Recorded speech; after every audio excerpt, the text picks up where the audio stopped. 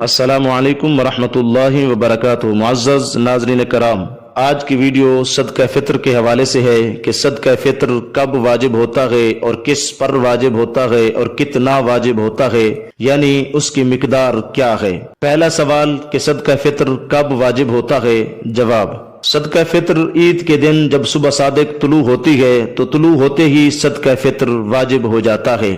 لہذا اگر کوئی بندہ صبح ہونے سے پہلے فوت ہو جاتا ہے، کیونکہ موت تو برحق ہے، اسی طرح اگر کوئی شخص غنی تھا پھر فقیر ہو جاتا ہے، یا اسی طرح صبح طلوع ہونے کے بعد اگر بندہ پہلے کافر تھا اب مسلمان ہو جاتا ہے، یا پھر بچہ پیدا ہو جاتا ہے، یا پہلے فقیر تھا اب غنی اور مالدار ہو جاتا ہے، تو اس صورت میں صدقہ فطر واجب نہیں ہوگا۔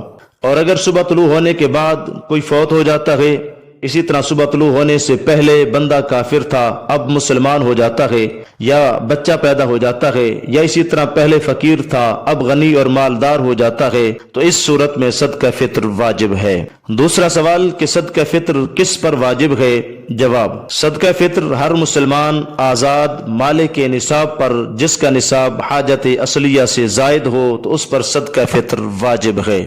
صدقہ فطر میں عاقل، بالغ اور مال نامی ہونے کی شرط نہیں۔ تیسرا سوال کہ صدقہ فطر کتنا واجب ہے، یعنی اس کی مقدار کیا ہے، فطرانہ کتنا ہے۔ جواب: صدقہ فطر میں 4 اجناس ہیں: گندم، جو، کھجور اور کشمش۔ ان میں سے کسی ایک جنس کا ادا کرنا یا پھر اس کی بازار کے ریٹ کے مطابق اس کی قیمت ادا کرنا ضروری ہے۔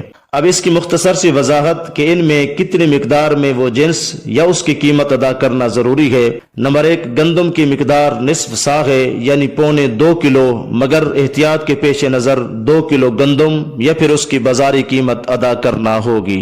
نمبر 2، جو کی مقدار 1 صاع ہے، یعنی تقریباً 3.5 کلو، مگر احتیاط کے پیش نظر 4 کلو جو یا پھر اس کی بازاری قیمت ادا کرنا ہوگی۔ نمبر 3، کھجور کی مقدار 1 صاع ہے، یعنی تقریباً 3.5 کلو، مگر احتیاط کے پیش نظر 4 کلو کھجور یا پھر اس کی بازاری قیمت ادا کرنا ہوگی۔